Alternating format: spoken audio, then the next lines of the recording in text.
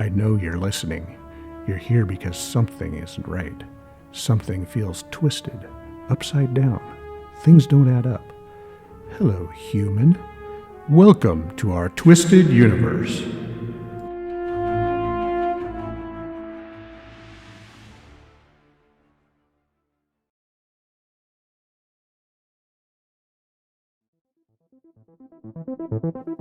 In this episode, we talk with Aly Gilbert, the voice of the Down the Rabbit Hole podcast, about her out-of-body experience.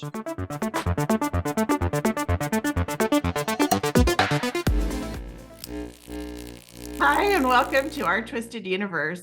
Today, we're going to be talking to Aly Gilbert. She's a truth seeker, and she has a podcast on Spotify called Down the Rabbit Hole.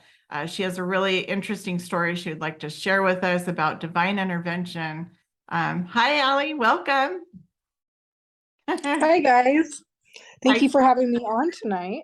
Of course. Absolutely. We heard about your story, and we saw a video of you, and we really enjoyed your podcast. And we really wanted to get a firsthand accounting of what happened that day when you had spirit, the source, God, what do you want to call your higher creator, came in and really saved you. I think it's an incredible story. Do you want to walk us through that? Sure. Yeah. Well, it was the Friday, September 2nd. So 9/2. I'm into numbers. So as I share this story, I'm going to kind of intertwine some numbers with it. That's how my brain kind of processes things these days. Well, always has. So it was September 2nd, 9/2. And I was driving down Interstate 29. So it's the reverse date. Just notice that, whatever. And I was heading to Sioux Falls, which is in South Dakota, on my way to a festival called Shangri-La. First time ever going to this festival. Didn't know the name about Shangri-La, where it comes from. I've heard the name before, but I didn't know the source. And so yeah, I'm heading there, and it's about maybe four in the afternoon or so.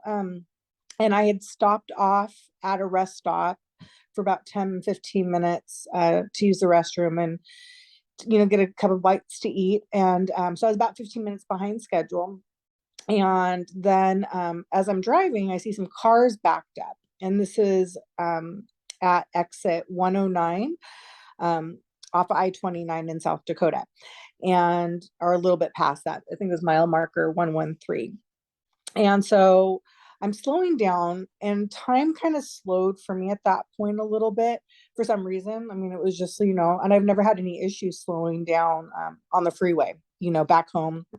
I think back home we also have those electronic signs that kind of warn you ahead of time when accidents are going to happen. Here it's a little bit or a lot less populated, so they don't have those, up above. So you have to rely on people's ability to be, alert behind the wheel. So I would notice a car coming from going northbound on 29, and they had their lights that they were blinking. And I just noticed that, and I thought, is something wrong with my car? It just kind of made me a little bit mindful, more so than what I already was. And I, couldn't really see, I'm thinking, none of my lights were on, indicating like a door was open. So but I just kind of at that point started to pay attention a little more. And like I said, time started to shift at that point. And then I saw ahead that there was cars backed up. And I was like, oh gosh, an accident. Like we always say, and a lot of us do. Like, oh, and not thinking of the circumstances of what's going on with these people. I was just thinking about my destination, being in my own little self. And I was listening to some music. I was actually thinking about Lucifer and Satan, to be truthful, and of the groups of people in that might praise him. And a friend of mine who was in the music industry, who I think might be compromised, I was listening to their song, and I was just kind of thinking about the bigger picture, spiritually, the dark side, to be truthful. Not that I love the dark side, but just thinking of how it controls so much in this realm. So much. so much. And then also how close it can hit home, like this person, I really cared about, and to kind of think that, they might be compromised. And I swear I heard Phoenix from the Ashes in the lyrics in the song. And I say that though because I've gone through my playlist from that day and I can't find one single song with that in there. So I just want to say that because it bugged me. And I mean, I just did it 2 days ago. I'm like, I know I heard Phoenix from the Ashes, right before everything happened. And I thought it was in some lyrics of a song. Anyways, so I heard Phoenix from the Ashes thinking it was in the song. I don't know. And at that point, I look in my rearview mirror and I Satan. Now I already was thinking about Satan, Lucifer, and everything, and but then it was just like right there, and it's like the scary movie where you see, a car coming at you. Someone looks in the just like the movie, they look in the rearview mirror and they see something coming, and I didn't freeze. I just like accepted it, like okay. First it was Satan, like they're saying, like to come take me out, like that's it. And this acceptance came over me, and I said, okay. That was very profound. I said, okay. And I don't know. I looked up the definition of okay because it was so profound that I'm like, what does okay mean? I mean, I know we say okay all the time, and it also means an agreement, like, okay, like an agreement. So I don't know if I agreed for spirit to come through at that point when I said okay, or if it was a deep soul acceptance of the circumstances, because I had to accept it in order for me to act accordingly and be a defensive driver, even though I don't think I was the defensive driver. At that moment, you were offered something at that moment, like you can choose. Not that I consciously, like it wasn't that I was offered it in the sense of like, I mean, it could have been. That's an interesting take. What I recall is that it was okay. Like, okay was like loud, like, okay. I feel like intuitively, as I look back on it, that it was a deep acceptance of, accepting there's a car coming at 80 miles an hour, and I'm sitting, well, I was like, pretty much standstill. And so it was like an acceptance of what was about to happen. But at the same time, I don't know if it was also an invitation for spirit to come through. And I say that though, because what happened right after this. So I said, okay. And I knew it was going to be inevitable. Probably I was going to get hit. But what happened was I turned my wheel to the right. And I say this to everybody as like a public service announcement that if you're ever on a freeway or even not, you have your wheels turned to the right and be in the right hand lane. So if anybody does come in and not notice, you're not going to get sandwiched between you and the other car. You're at least going to get propelled off to the road, hopefully. And so I turned my wheel to the right. I'm still in my body at this point. So I turned my wheel to the right. And I probably barely started to go in that direction because I was trying to like get off the road, and I got hit. And when I got hit, that pushed my spirit out of my body. I felt like I was at least 10 or 15 feet above the car. Did you feel a sensation when you popped out? Well, first I remember thinking, shoot, like when I got hit, it's kind of like before I left, I remember thinking, shoot, like they got me, like I got hit because I was trying to avoid it. And then I went out and I was thinking of my cats and how much I love them. Don't you have orange kitties? My orange kitties. And they always come to me. My house was burglarized like 4 years ago. And the first thing I thought of when I got the phone call when I was burglarized was, where's my cats? So I know now at the end of the day, it's not the possessions, it's my animals, so I thought about my cats and one in particular, and I love them all, and just how much I love them, and how I guess I would be sad to leave them, but not like, I'm a little emotional when I say this, but when I thought that in that moment, as I'm going out of my body, I didn't have sadness as I do right now because I'm here in the 3D, but it was like a love, like I love them, just that love. And when I opened my heart up to that love, it opened me up to a bigger realm of love at that moment where I was connected to that love and that awe.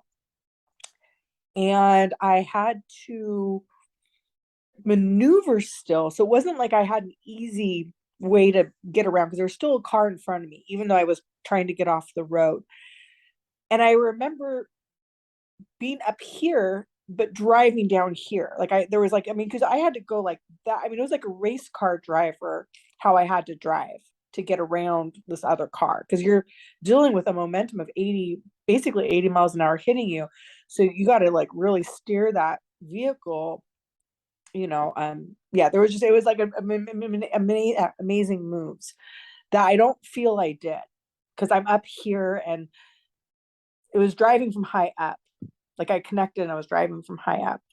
And I've done other things, mind altering things in my life. And typically with those things, it's normally a horizontal, to be truthful, with conscious expansion.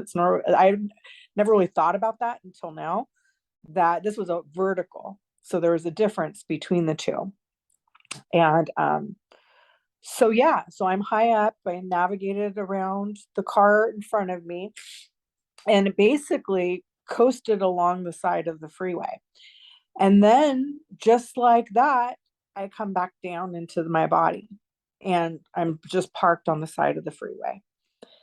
And I forgot to mention when I'm up in the air and, I'm navigating, I look in two of the cars, because there was two cars in each lane. So only one car behind me got blown off the road. So I would have been sandwiched. I would have been the main brunt of this car that came in, this van, because he came in sideways. So he basically came in, took off the car behind me, and that, two cars in both lanes off the freeway. And then I would have taken the main hit because, the other cars were gone. But I look to my side and I see these two cars being blown off to the side of the road as I'm up, driving the car.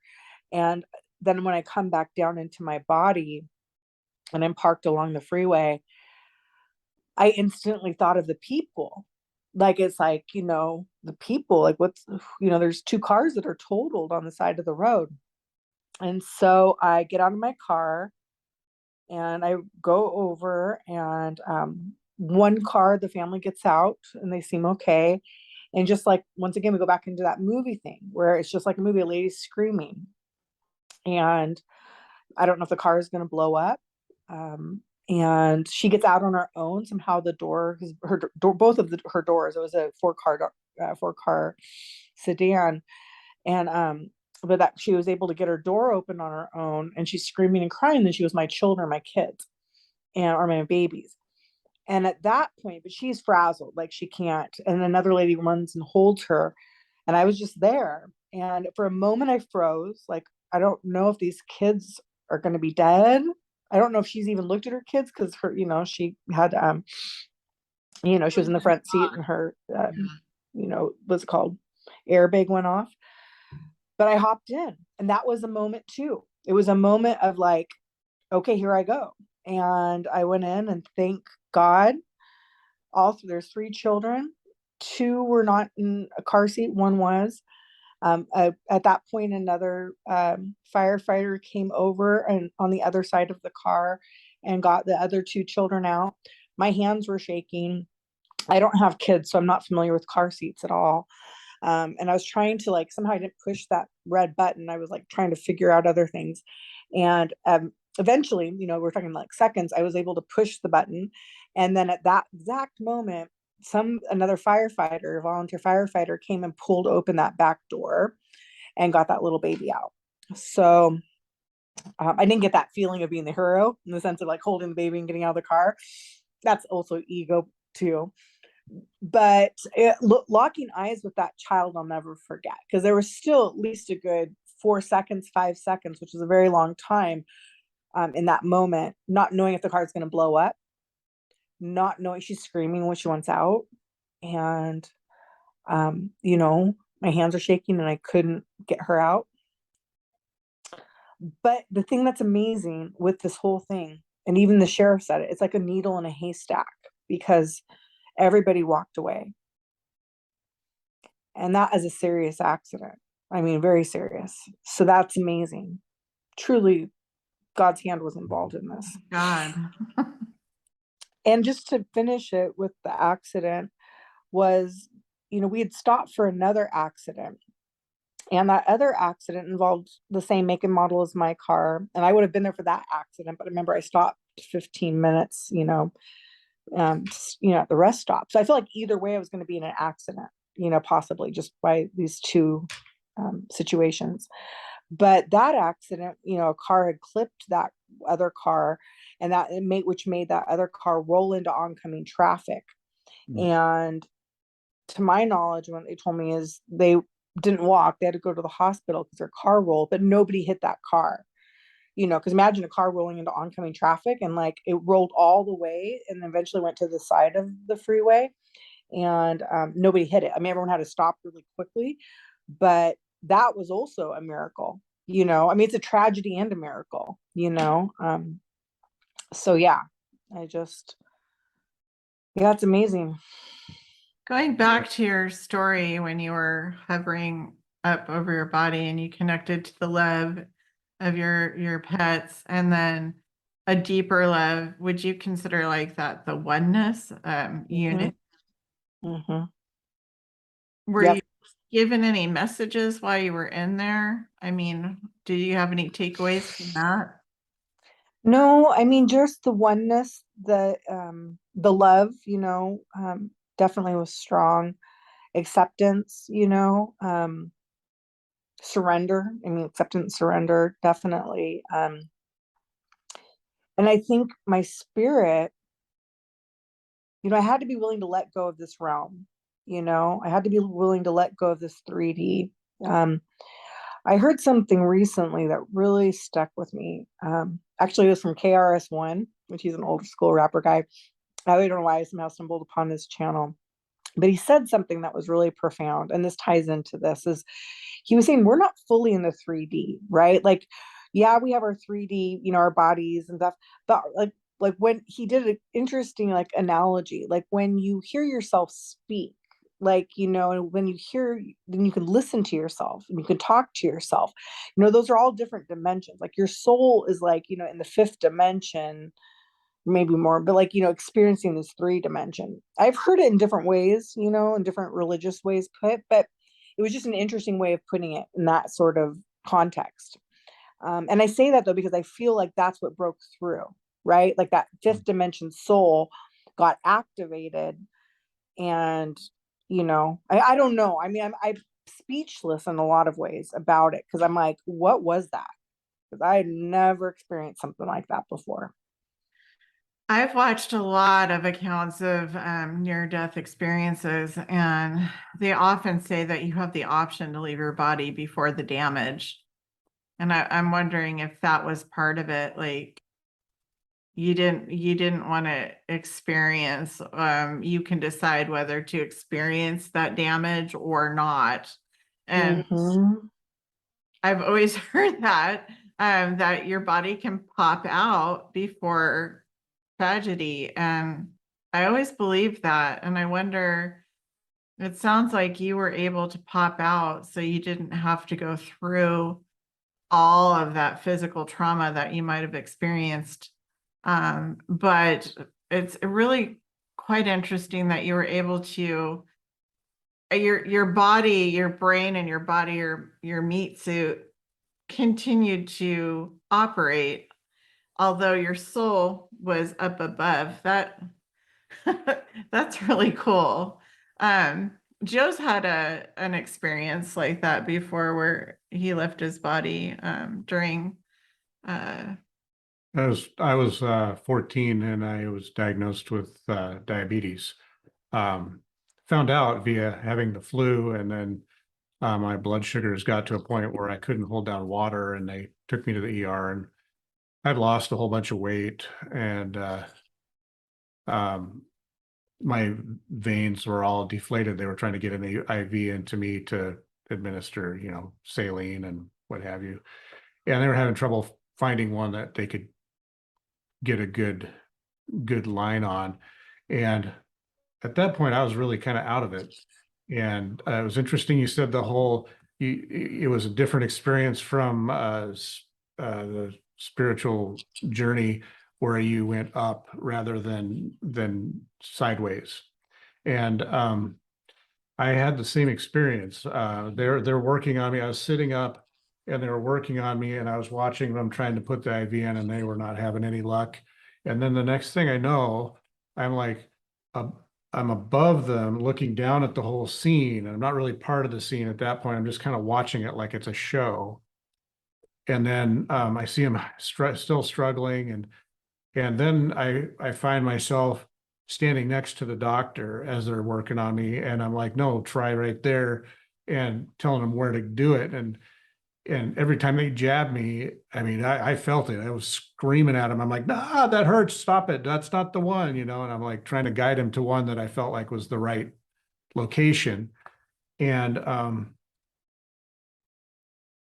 so that went on for a while, and finally they got it working. And then everything just kind of went black at that point. And I woke up the next day, and at some point I was talking to my mom about what had transpired, and I said, didn't he hear me screaming? I mean, I was screaming at him. I knew which vein was the good one. And she said, you didn't move. You didn't flinch. You just sat there and watched him. You didn't say a word. And I was like, well, I was standing there, yeah, which makes no sense. I was standing there right next to him, telling him, pointing at where to go. And um, it was one of those things, are you familiar with the silver cord? It's kind of I guess, an old schoolish kind of thing now, but um, I could see that too. And I've had other experiences where I've seen my silver cord, and it was really fascinating because I just felt like all I had to do if I wanted to was just shimmy up that cord and not have to deal with this world a whole lot anymore. And yeah, it was another.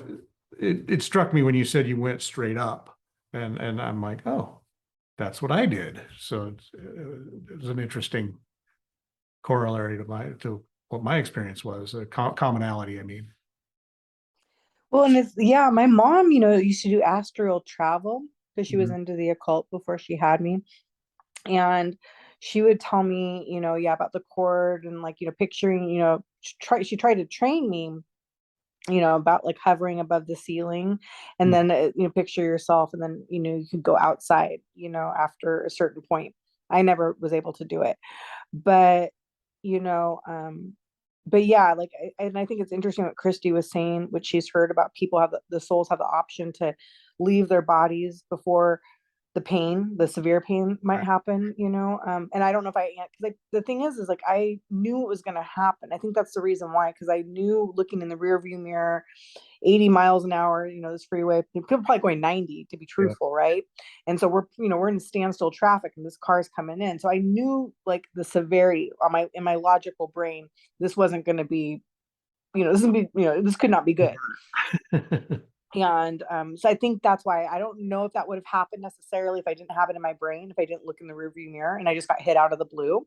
But because I knew, I feel like, more so because I was still in my body when I turned the car to the right because I didn't get hit yet. Right. So I was just trying to navigate to get away.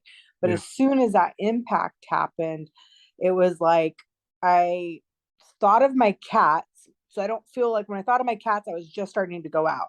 So I was thinking of my cats, which ties me to love, right? So Yeah. cats are love, or like what people think of their children. So it was basically love is what I naturally gravitated towards, Right. and that's, I've heard other accounts with, near death experiences where it's always love that they feel, and Yeah. I didn't feel like it was conjuring. It wasn't like I was trying to think of love. It was just like it was like so natural, you know? I felt very calm, but I must have opted to feel the pain because I felt the pain when they were struggling, and maybe I was just still, maybe I was only halfway out or something, and I was still connected to the pain. But I felt that, but it was still, I felt like I was standing there, And the doctor just wouldn't listen to me. I'm like, look, you just, oh, you missed again. It's like 8 or 9 times of trying, and they're like about ready to give up. And finally they go and stick the spot that I was telling them, and everything was fine. Interesting. And Chrissy mentioned it too, how it was my soul was going up, yet my meat suit was driving, right? And not just driving, but like, I mean, we're talking like, race car driving. There was a couple moves. I mean, it wasn't a ton, but it was at least, I would say, 2 quick moves, like really quick. I remember that. And so I felt like, because my soul was up here, or consciousness, whatever, that it felt like I was driving from up above. But so I wasn't like down, and I wasn't drowned driving. So I don't know if source came through and was driving the car. I was connected to Probably. that, intelligence that knows how to drive like a race car driver, like, Angels. or what. But I bring that up because you were saying that you were, standing next to the physician, and yet you were also feeling the pain in your body. So it's like, now we're talking like different, two, like, interdimensional stuff going on. Yeah, it was a very strange experience for sure. The way you described the steering the car, it's almost like when you were up above your body, you're steering the car like a matchbox car kind of thing, doing, what would normally be an impossible maneuver. What's a matchbox car? Or Hot Wheels, the little cars kids play with. That's a great way of putting it. You're like, no, go that way. That's so true. That's exactly what, yeah. Yeah. Yeah. And it was so quick at the same time, right? Because, like, we're talking mere seconds with all of this. And yet time, ceases. Oh, and another thing that was interesting was, I was saying earlier, what my thought process of what was leading up to this, thinking of Lucifer, Satan, people being compromised, the music industry, and the music that was on, my thought process, it all turned to static, which was interesting. Like, it kind of like, boom, goes out the door, because at first, after this whole thing happened, I'm like, gosh, I better like stop thinking about Lucifer so much.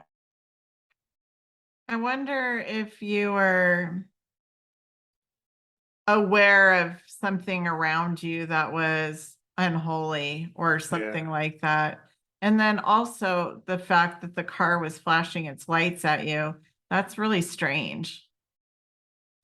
So I didn't hear anything. That was the thing. It all just kind of went away, like a quietness. Like, it's kind of like when it snows and it just softens everything. That's a perfect way of putting it.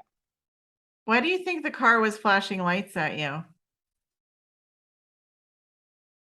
To warn. I mean, I would think to warn everybody. I thought that they were doing it to warn people.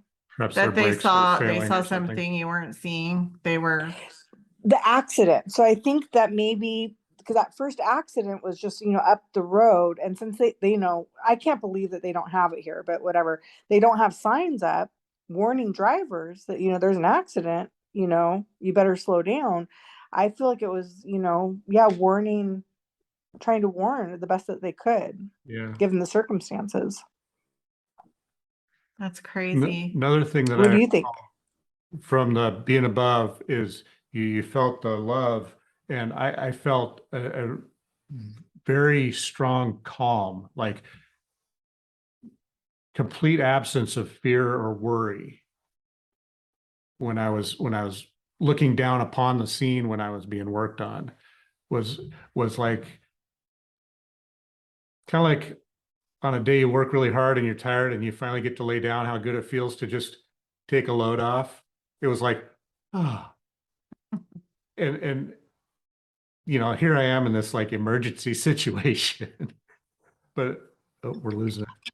She's back. Did you hear that part? I was talking about the calm I felt. I didn't hear that. No. Yeah, we're having connection problems.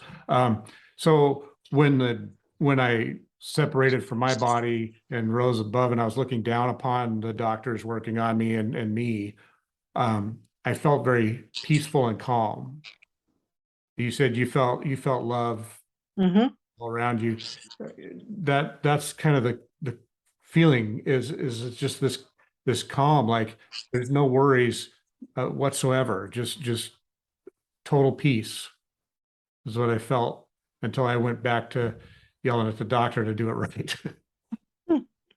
Well, and it's interesting how death, or these moments, tragedy, that we live in the shadow of death our whole lives, and they promote us being, to be scared of death, right? I mean, look at what everything's happened in the last couple of years. They can get people to jump on a dime because of death. Right. And so it's like, and yet when it happens or close to it, it's the opposite, for most people, right? You felt calm. Not that I want to experience that again. I mean, it's taken me a month just to kind of ground myself back in this 3D realm. And I'm still grounding, but it's interesting how I don't know why, I just think of like when it first snows and there's that blanket over everything and there's that quietness. It's that same thing that just kind of like covered my thoughts. Yeah. It totally blanketed my thoughts, blanketed the music. The music, it all just went like snow covered on it. So what do you think, the Phoenix Rising? Well, I mean, I spent like literally 2 hours listening, because I went back, because you can go through your playlist, I didn't know you could. So I went back to Spotify, went through September 2nd, and I was like, I need to find that exact song, because I thought I was listening to a certain song, but now I'm like, I don't know if that's right.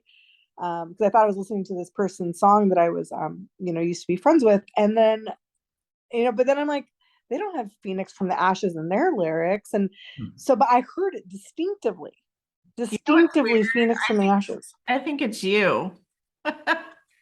Interesting. I think it's you. You had a other dimensional self communicating with you, kind of like I had one working on me. One of my other dimensional layers. I view the multidimensional universe thing as layers of frequency stacked on top of each other, and to experience one, you have to be able to raise your frequency in order to perceive it and interact with it. And it kind of sounds like you got a warning from yourself in another time frame, or a time, another dimension. Yeah. Sorry, I struggle for words sometimes. But and so you're getting a heads up from one of you that has already seen what was going to transpire. Interesting. Are you saying like the warning being the Phoenix from the Ashes? Like that was the warning, or just? I think you were given a message that this is going to propel you forward. Yeah, you're getting a message like, this accident happened, and from that you're going to rise. It's a trigger. It's a download, or a as Christy likes to put it, a download from spirit. Yeah, it'll make sense at some point. I get those every now and then. I'll wake up with this weird like epiphany that makes absolutely no sense. But as I go through my day, and maybe several days, all of a sudden it all starts to organize. That thought starts to organize, and all of a sudden I have this realization about some aspect of existence or life or whatever the message is. I finally get it, but it takes a while to process it, and you have to. Well, especially because there's. Oh, sorry. No, it's okay. Well, especially because it's so deep, right? With these like epiphanies, that it makes sense. It wouldn't just be a quick, realization, like necessarily, like it has to simmer, or Yeah, it's a genuine epiphany, like something that like kind of rocks your world a little bit, as opposed to just realizing, so like, oh, I left my keys on the dresser. It's not an epiphany. sometimes there's just triggers that wake people up, like, what happened to the World Trade Centers, or, the the situation we found ourselves in the last Yeah. couple of years around illness. That woke a lot of people up. Well, Woke me up. even my frequency layer thing came from one of those downloads where I was like, I woke up and it had all been laid out in front of me, like a diagram of it in my mind when I got the message, but it didn't make sense. And then Christy and I were talking about something later on, like the next day or something, and all of a sudden it all fell into place. And I came up with that thought of how that all fits together and how you you can interact with your different dimensional layers, but I still don't know how. Yeah. Time is happening now. Yeah. Right. Right. All time it exists now. Like the person you're going to be is happening now. The person you were is happening now. Yeah. Time is Fascinating. time is a theoretical construct of this dimension. Right. Well, and that's really like, I remember saying that in the interview, in that video was, and I'm not, but it was like, it felt like timelines were merging. Like, you know what I mean? So it was like the softening of the snow, or, everything getting quiet, connecting to love, big picture, oneness, but quantum reality. Right. I'm kind of to the point where I think we can all exist on different timelines simultaneously. Yeah. Like your reality, my reality may not be in the same layer of dimension. Like how dense do you want to live? How do you want to live? Like, we have that choice. Yeah. And time isn't necessarily linear. But let me just throw this in, because I can't help it. I'm a Scorpio, so I won't go down that, because that's a whole other rabbit hole I could go in and tie into this situation. So I won't. I really appreciate the depth of the spiritual aspect that we're talking about, but it has to do with time. So my question is, and what are your guys' thoughts on, so if time is not linear and it's all happening, do you believe that there could be, let's say, like there's movies about it where they can send agents into the future, right? To like, it's like they could, things can be manipulated possibly because they already know what's going to happen. Yeah. I believe, well, if you're asking time travel, I believe they have the ability to do it. I mean, just watch The Simpsons. But it's kind of a quandary though. It just occurred to me, okay, they could time travel, great. But if everything's happening simultaneously, what good does it do? I mean, if it's all like if now is happening and tomorrow is happening, why bother traveling tomorrow? It's already happening. You're gonna blow everybody's minds now. Yeah. We're getting a little too. I get it. It's it's a theory. I'm a nerd. And I love it though. I do. I mean, I love it, but I get it. Like, yeah, it's good, I guess, with considering the audience, I know that your audience is into mostly this sort of stuff, but it's easy to kind of like do the what ifs, or like,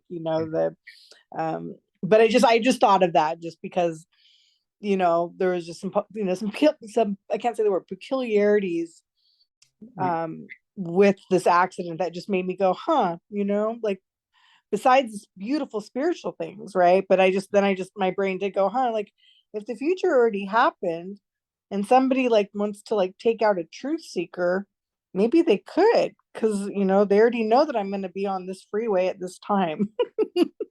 Yeah, I mean, if that's what was happening and you were aware of a darkness, they got shut down by the light. And they don't necessarily take you out by killing you. They alter your course so that you miss target. Sorry, I think I started to get us running down a rabbit hole. Just, would you mind just quickly elaborating on alter the course versus take out? So your life is taking a path, right? And you're on a path to do something in the future. The time manipulators see that, and they don't want you to do that. Well, if you look at time as a physical thing and you're going down this road, they don't want you to take this road. They want you to take a different road. And so they'll cause some kind of event in your path that causes you to go off course and do something else. It's Other like than the that thing. Terminator, but in a lesser degree. Yeah. And so they'll nudge you off course, and you're still going down your path, but you don't realize that you've been veered off of where you were supposed to be. And But so if you ever watch you The just Time go Machine, smooth. it's still gonna happen anyway. Yeah. I gotta watch it now. Haven't watched The Time Machine. Are you? Terminator, yes, but not The Time It's Machine. called, Right. it's called The Time Machine, right? You know what Yeah. movie I'm talking about? Yeah. It's a book too, but yeah. And well, there's another thing, one of the Marvel movies where they're talking about alternating the timeline, and you can cause it to shift, but it'll always go back to its original course. And that's as far as I can understand that part. Well, then it goes back to what you're saying. What's the point of manipulating it if it's gonna go back to the Right. Yeah. And if it's already happened, why? Yeah. I think it's altered realities more so, and like the Mandela effect. Mm, I believe that people experience different happenings, and Nelson Mandela, that's how it started. They thought some people remember him dying in jail. They remember the whole timeline of that. He died in jail, but in my timeline, he got out and, lived his life the rest of it, and he became a powerful person afterwards. That happened on mhm. my timeline, but a lot of people distinctly remember him dying in jail. And that's where this all started. It's like, what reality are we all living in? Are we living in different ones or the same? I don't think we're living in the same realities. Interesting. Well, I mean, and if you think about vibrations, or like how you put it, like with denser frequencies, I mean, even in that sort of belief system or whatever, energy vibration, that's absolutely true. But then when you take it to a timeline, taking those energies and those vibrations and putting it in a trajectory as a timeline, then that opens it up to the whole other quantum reality stuff, Yeah. not just like hippy dippy energy, I don't know. I think that it's way more complicated than any the collective set of theories that we have right now about how things work. I think it's we kind of get little pieces, but not enough to really get it. I think our bodies have to die and our souls have to be out in the ether before we can comprehend it. Yeah, you got to see the whole thing, not just like the outside of the box. You got to see what's in there too. Well, when I came close, I mean, even that oneness is like a lot to be able to, and I'm sure, with you having that experience yourself, I think having that, even just that oneness, like I didn't get, the inner workings of timelines. I mean, I had a vague feeling of like quantum realities, or I felt like timelines were merging. I do at the soul level. So maybe there is some possibilities of trying to take off course or whatever, because I did feel like there was these timelines merging. I don't know what's going to happen from it, because I'm just kind of living my life and making choices based off of that. But it did feel like this kind of intersection, feel like an intersectionality of a whole bunch of stuff, like your thing in the background, like that sacred geometry, like that was happening inside my sphere, and it's hard because my brain wants to know everything, I just want to know, and I have to let that go, I really do. But yeah, I think the closest for me is that oneness with that love. That's so cool. I hope that gives our viewers some peace, knowing that, a lot of people have experienced this. There's nothing to fear with death. Nothing. That, unless you've been a bad boy or girl your whole life. Well, I don't know where you're going on that one. Really attached to your physical being. Yeah. Then it's hard to let go. But if you're not, and you're more connected with your spiritual being, I think it's easier, because you've kind of already know. Mm-hmm. You're okay. So since your accident and this incredible experience, how do you think it's affected your life? Well, I'm proud of myself. I think about going to rescue that little baby. Yeah, Like, I'm like, 'cause we fearless. never know how we're going to act in situations. I don't even know how I'll act again if that, a certain situation would happen. But now I can 100% say that at least one moment in my life, I was a badass, brave person, and You have it. I had love. Like, I didn't care about any of their belief systems. Once again, that all was static out the door. It was like a human being in a car with children. I mean, they were all just life. And looking in that child's eyes, was just so profound. And someone had mentioned to me that that child was also symbolic of myself, right? My own inner child that I'm trying to get out of the car seat, the proverbial car seat, and also the children that we can't save, in the future or now. So it was interesting how that can also be taken into other contexts besides just the literal. But the literal is very profound for me because it was like I hopped in a car not knowing it was going to blow up, and I'd already gone through my out of body experience, just moments before that situation. So I think it was also a test, right, of my character. Yeah. And I'm not trying to, make myself all high and mighty, but it's worth saying, because I've never in my life had to encounter something like that before. I've had to be brave, like we talked about in the last couple of years, make decisions, based off of my ethics or morality. But this was just next level. And so I'm happy that I have that in me. And I think that I carry that with me, as to answer your question, like, how do I feel after? I'm glad that I have love for other people, because sometimes I don't feel that way a lot of the time, society's, whatever, we both know that. So so that's good. And that first couple of weeks being at the house, knowing how fragile life is, I watch people get in their cars and I'm like, oh my gosh, they're driving in their cars, that's a death trap. And it was only because that veil was taken away, because that's always the possibility, right? We all can succumb to different situations and accidents, not just within cars. So I had to come to that in myself, that that veil was taken away from me, and I just, know the risks involved. But that's always been there. And I had to just kind of sit with that for a while, It's a process. Yeah. Mm-hmm. It's a So process.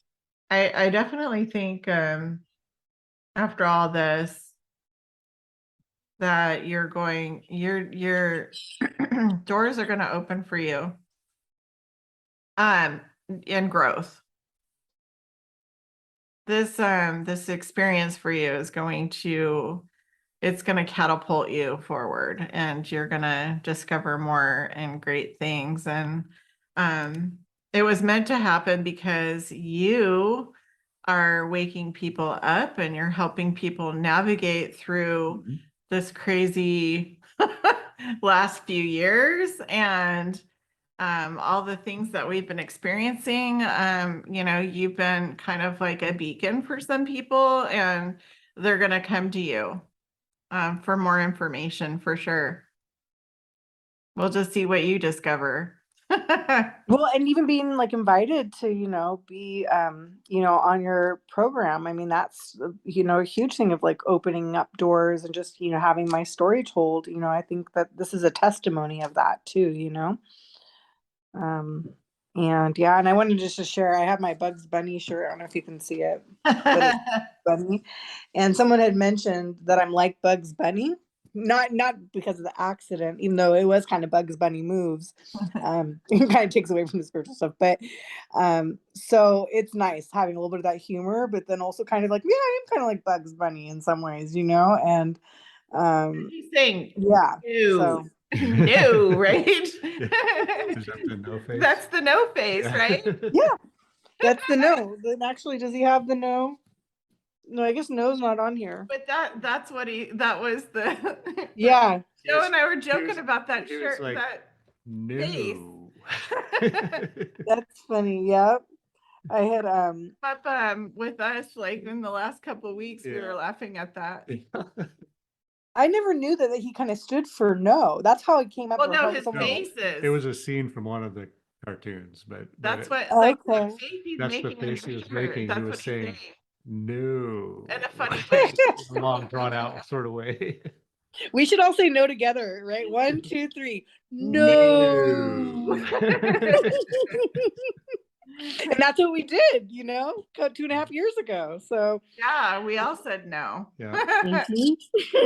It's a powerful word. Yeah. But yes is too, right? I mean, yes is also powerful. Well, And no, okay, apparently. Me saying okay, I think that's a powerful word now for me, at least personally. that's interesting. I would dive deeper into that. So something I wanted to say when you said you didn't know you had it in you to, go and save the child like you did. And after the fact, it's kind of a comforting thought to know that to then have confirmation that you have that strength within you. Mm-hmm. It's kind of empowering because you know that you're going to be solid in a situation.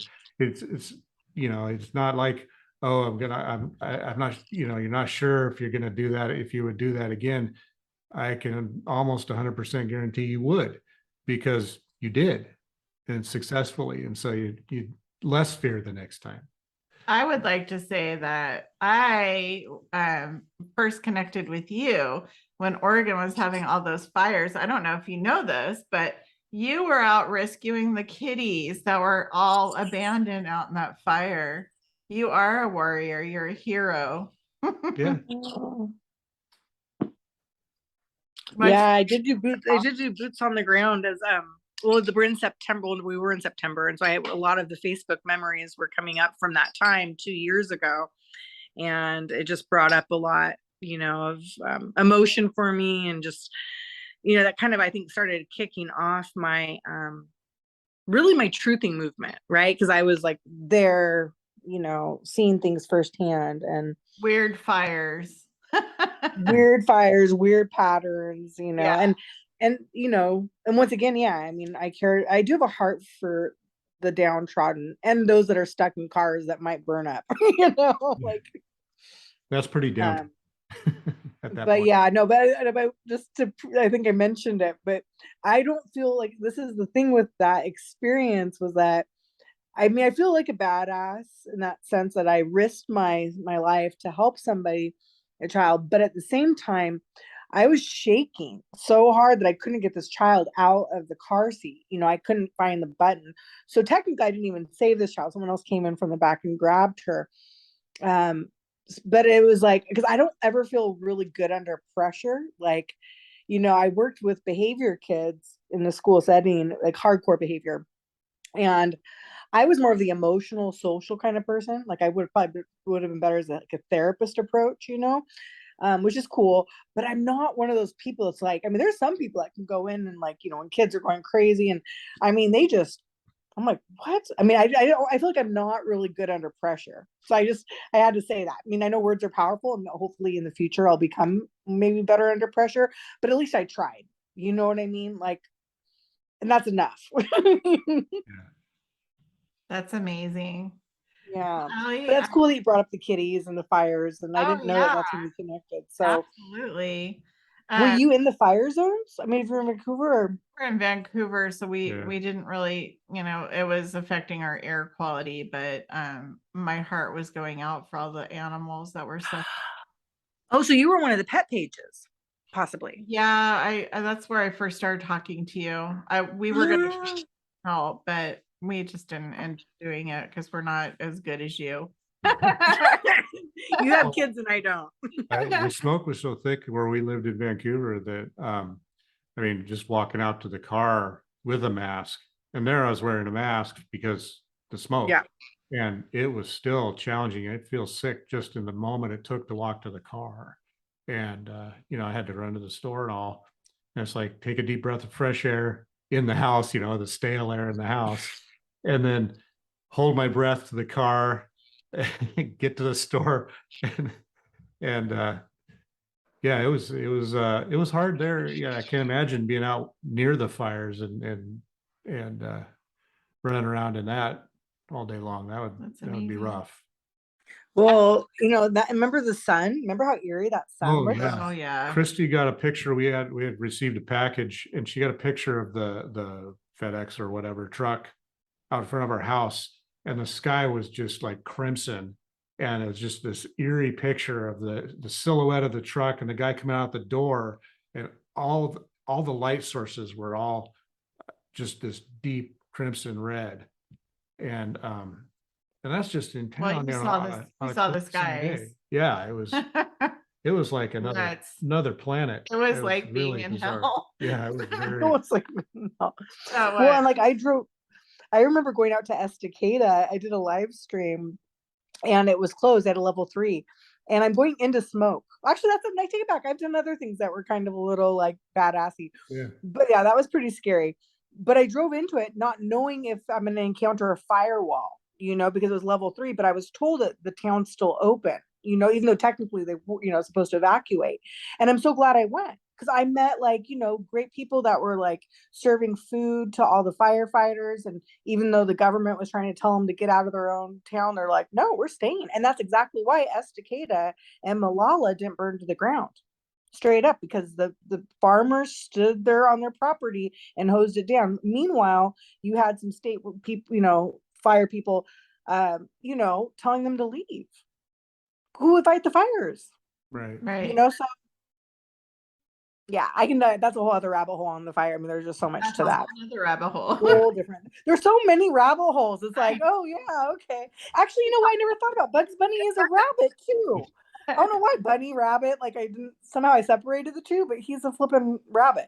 It's terribly easy to digress. Go down a rabbit hole. They're all around. How would one connect with you or find your podcast? So you can go to, speaking of rabbits, so Down the Rabbit Hole on Spotify. I believe you have a copy of, or I can send you of the image, because there's several, more than several podcasts that are called Down the Rabbit Hole. I probably should have come up with a different name, but I just that's kind of summarized where I'm at. So such is life. But so I think that the picture will kind of distinguish my that it's my rabbit hole and not another person's rabbit hole. Mm-hmm. Yeah. And picture? Huh? Is it the Alice in Wonderland picture? Yep, the one. Mm-hmm. Yeah. Yep. So it's Alice in Wonder with the two little. I mean, I guess there's several Alice in Wonderlands with the rabbit hole. But yeah, I think I sent go up there. Yeah.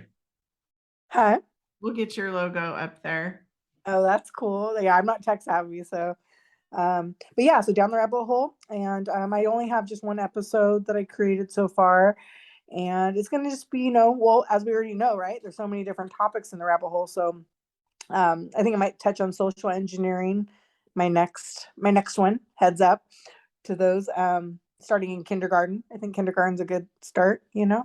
So yeah. So, and it's on Spotify, and yeah, like I said, I only have one episode so far, and I don't know, I'm going to try not to do too much content, maybe like once every week or two, I'll do it. And I'm going to try to keep them to maybe 30 minutes, maybe a little bit longer. It just depends, but kind of gear around that marker. Enough time for people to go to the grocery store and back to listen to it. It's kind of what I was trying to think of, That's great. Yeah. I just and then I want to show you my kitties really quick. Hold on, sure. before we go. Let me turn it around. Say hi. Say hi. Oh my goodness. It's a orange kitty army. There's another one too. I don't know where he's at. He's somewhere. Does he like, hold on. Oh, he must be upstairs. Say hi one more time. Well, that's something to get.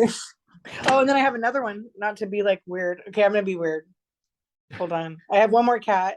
Well, I have one more cat that's alive, but then I have this guy. That's Mr. Marley. He passed away. But he had such beautiful fur that I kept him. You know, we People are love. gonna be like, that's it. She's crazy. Well, Aly, People are fine if it's a wild animal, but if it's people are fine if that's like a wild fox. They're like, oh, it's a wild fox. But like, if it's a domesticated animal, people just get weird about that. I think it's totally fine. I mean, I have no feelings one way or another. I think it's kind of cool that you can pet his fur when you miss him. Yeah, and it's such a gorgeous coat. I mean, he was like, he kind of was like the size of like a bob kitty. He's a pretty big cat. Yeah. Not cougar, but bobcat or whatever. Yeah. So yeah, but it's been a pleasure. I really thank you for having me share my story, and yeah. We'll be talking with you soon, and I can't wait to catch up on your next episode on your podcast. Well, thank you. Thank you for, sharing that, on here too. Okay, Aly. Well, have a great night. Okay, you too, guys. Thank you too for sharing your stories and your soul experience. Oh, sure.